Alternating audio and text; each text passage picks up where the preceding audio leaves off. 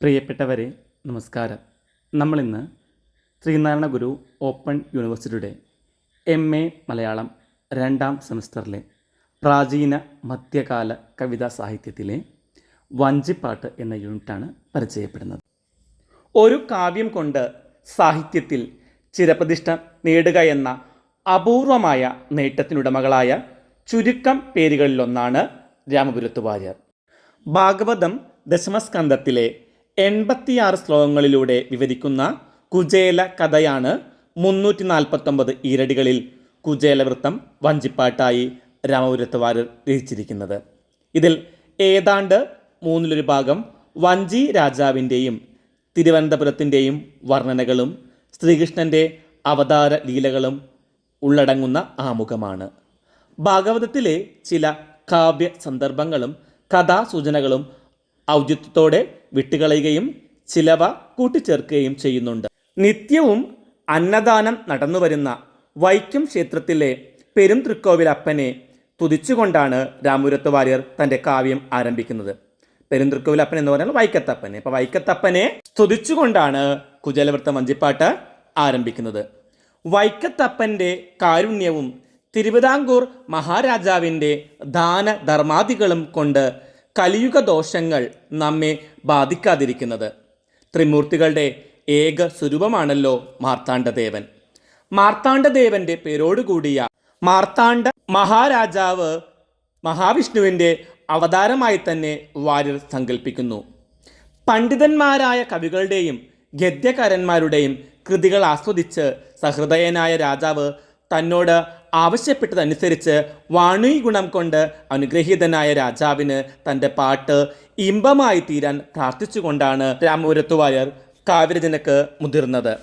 ഈ കൃതിയിൽ കലിയുഗത്തിൽ ദുഷ്ടന്മാരുടെ ചെയ്തികൾ മൂലം നശിച്ചുപോയ അനന്തപുരത്തെ രക്ഷിക്കാൻ പിറവിയെടുത്ത വിഷ്ണുവിൻ്റെ അവതാരം തന്നെയാണ് മാർത്താണ്ഡവർമ്മയെന്നും തുടർന്ന് 8 വീട്ടരെ നിഗ്രഹിക്കൽ, യുദ്ധങ്ങളും രാജ്യവിസ്തൃതി വർദ്ധിപ്പിക്കൽ, ഭദ്രപ്രതിഷ്ഠ, അന്നവസ്ത്രാദി ദാനങ്ങൾ തുടങ്ങിയ മാർത്താണ്ഡവർമ്മയുടെ അപദാനങ്ങൾ വാഴ്ത്തിക്കൊണ്ട് മാലോകരെ മന്നരായാൽ ഈ വണ്ണം വേണ്ടു എന്നിങ്ങനെ രാജാധികാരത്തിൻ്റെ മാതൃകയായി എടുത്തുകാട്ടുകയും ചെയ്യുന്നു.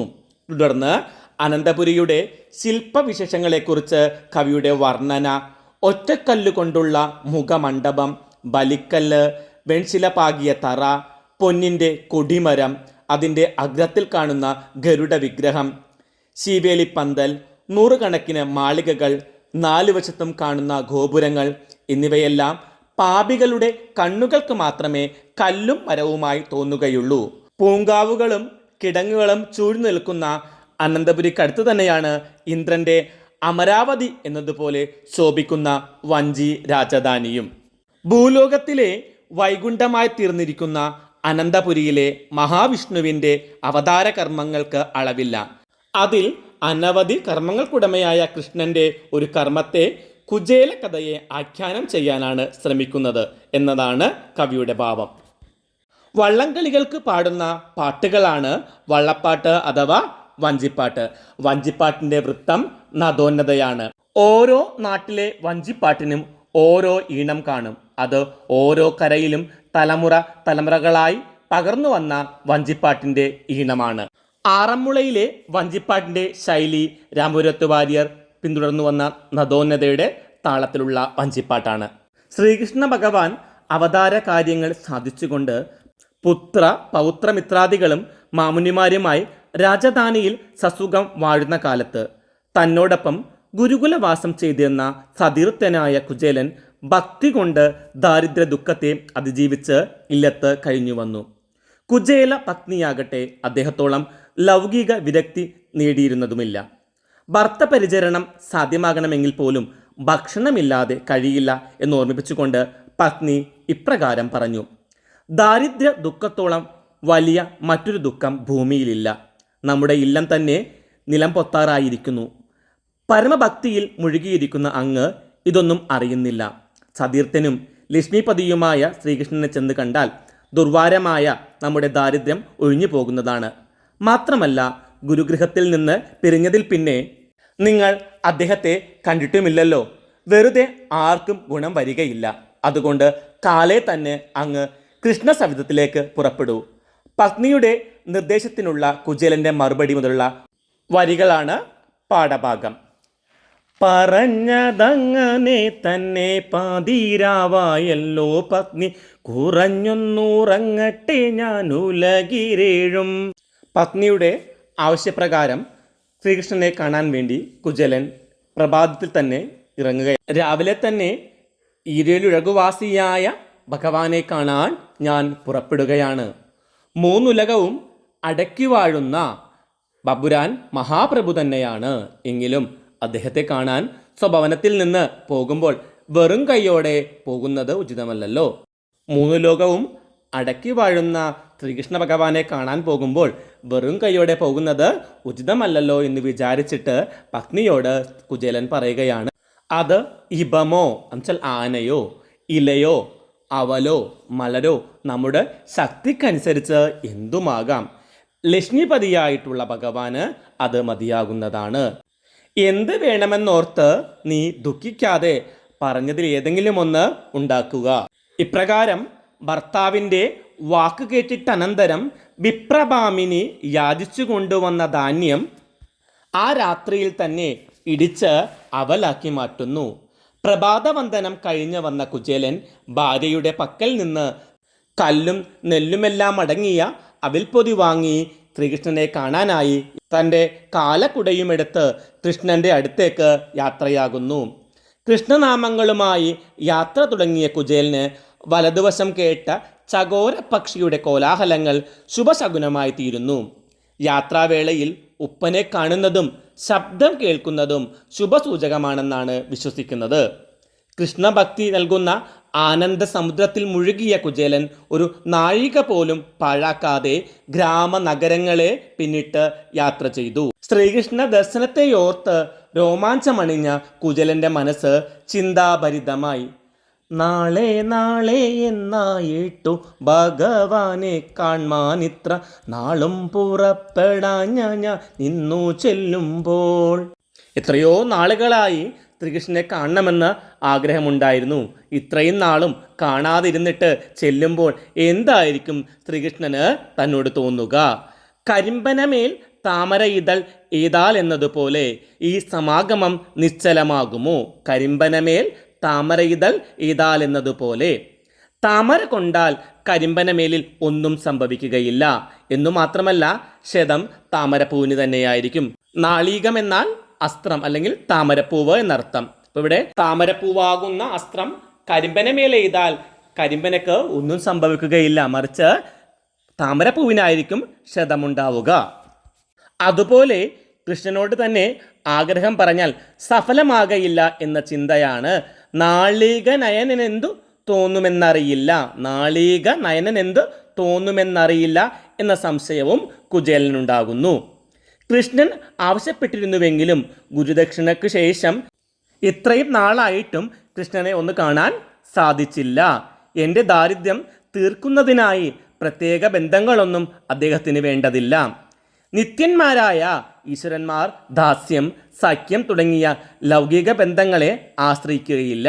അതുകൊണ്ട് പണ്ടുണ്ടായിരുന്ന സൗഹൃദം ഓർമ്മിപ്പിച്ചുകൊണ്ട് ഭഗവാനോട് അർത്ഥിക്കുമ്പോൾ ദ്രോണർ ദ്രുപദനാൽ എന്നതുപോലെ താൻ നിന്ദിക്കപ്പെടണമെന്നില്ല. ദ്രോണർ ദ്രുപദനാൽ എന്നതുപോലെ താൻ നിന്ദിക്കപ്പെടണമെന്നില്ല എന്നോർക്കുന്നു. കാരണം കൃഷ്ണൻ പഴയ സഖ്യം ഓർമ്മിപ്പിക്കുവാൻ പോയ ദ്രോണരോട് പറയുന്ന വാക്കുകൾ ഇങ്ങനെയാണ്: മന്ദബുദ്ധേ, ഉന്നതരായ രാജാക്കന്മാർ ഈ നിലക്കാരോട് ഒരിക്കലും സഖ്യം ചേരുകയില്ല. കാര്യത്തിനായി പണ്ട് നിന്നോട് ബന്ധമുണ്ടായിരുന്നുവെന്നത് ശരി തന്നെ. പഴക്കം കൊണ്ട് സൗഹൃദം പഴകി കെട്ടുപോകുന്നതാണ്. ദരിദ്രന് സമ്പന്നനോടും ജളന്മാർക്ക് പണ്ഡിതന്മാരോടും ഭീരുക്കൾക്ക് ശൂരന്മാരോടും സഖിത്വമുണ്ടാവുകയില്ല. ആരൊക്കെയാണ്? ദരിദ്രന് സമ്പന്നനോടും ജളന്മാർക്ക് പണ്ഡിതന്മാരോടും ഭീരുക്കൾക്ക് ശൂരന്മാരോടും സഖിത്വമുണ്ടാവുകയില്ല. മുൻബന്ധങ്ങൾ ഒരു ബന്ധമല്ല, പ്രഭുവല്ല, ഈശ്വരൻ തന്നെയാണ്. മുൻബന്ധങ്ങളൊന്നും ഒരു ബന്ധമൊന്നുമല്ല. ഇപ്പോൾ പ്രഭുവൊന്നുമല്ല, ശ്രീകൃഷ്ണൻ ഈശ്വരൻ തന്നെയാണ്. കൃഷ്ണനോടുള്ള സൗഹൃദത്തിൽ അർജുനനോളം വലുപ്പം തനിക്കില്ല. കൃഷ്ണനോടുള്ള സൗഹൃദത്തിൽ അർജുനൻ്റെ അത്ര വലുപ്പം ആർക്കില്ല? കുചേലൻ്റെ സൗഹൃദത്തിനില്ല. എന്നാൽ ഉള്ളതാകട്ടെ കൂനിയും കൃഷ്ണഭക്തയുമായ കുബ്ജയേക്കാൾ എളുപ്പം മാത്രമാണ്. കൂനിയും കൃഷ്ണഭക്തയുമായ കുബ്ജയേക്കാൾ എളുപ്പമാണ് കുചേലൻ്റെ ഭക്തിക്കും. എങ്കിലും ബ്രാഹ്മണന്മാരോട് കനിവുള്ള ദീന ബാന്ധവനായ കൃഷ്ണൻ തന്നിൽ പ്രസാദിക്കുക തന്നെ ചെയ്യുമെന്നാണ് കുചേലൻ്റെ വിശ്വാസം. എങ്കിലും ബ്രാഹ്മണന്മാരുള്ള പ്രത്യേകമായിട്ടുള്ള കനിവ് തന്നിൽ പ്രസാദിക്കുമെന്ന് തന്നെയാണ് അദ്ദേഹത്തിൻ്റെ വിശ്വാസം. ചെന്താമരക്കണ്ണൻ തന്നെ കാണുമ്പോൾ സന്തോഷിക്കുക മാത്രമല്ല സൽക്കരിച്ച് അയക്കുകയും ചെയ്യുമെന്ന് അദ്ദേഹം ചിന്തിക്കുന്നു. ഇപ്രകാരം മനസ്സിൽ ആക്ഷേപങ്ങൾ ഉയർത്തുകയും സ്വയം സമാധാനം കണ്ടെത്തുകയും ചെയ്തുകൊണ്ട് യാത്ര തുടർന്ന കുചേലൻ ദ്വാരക നഗരി ദർശിക്കുന്നു. 3 ലോകങ്ങളിലും സമാനതകളില്ലാത്ത മഹാരാജധാനിയായി ദ്വാരക കുചേലന് അനുഭവപ്പെടുകയാണ്. 3 ലോകങ്ങളിലും സമാനതകളില്ലാത്ത മഹാരാജധാനിയാണ് ദ്വാരക. പശ്ചിമ സമുദ്രത്തിന് നടുവിലുള്ള പൊന്നിൻ തുരുത്തിനു മീതെ നിലകൊള്ളുന്ന ഇന്ദ്രപുരിയെയും നാണിപ്പിക്കുന്ന അലൗകിക പ്രഭാവമായി ദ്വാരക മീതെ നിലകൊള്ളുന്ന ദ്വാരക കുചേലന് ദൃശ്യമാകുന്നു.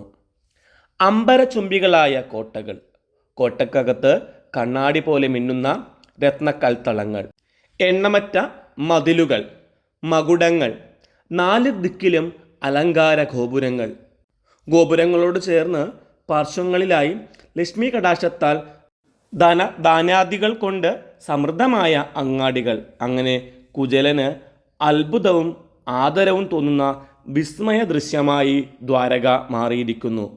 പൂർണ്ണാവതാരമായ ശ്രീകൃഷ്ണനോടൊപ്പം വൈകുണ്ഠവും പൂർണ്ണമായി ഭൂമിയിലേക്ക് പോന്നു എന്നും പറയപ്പെടുന്നു.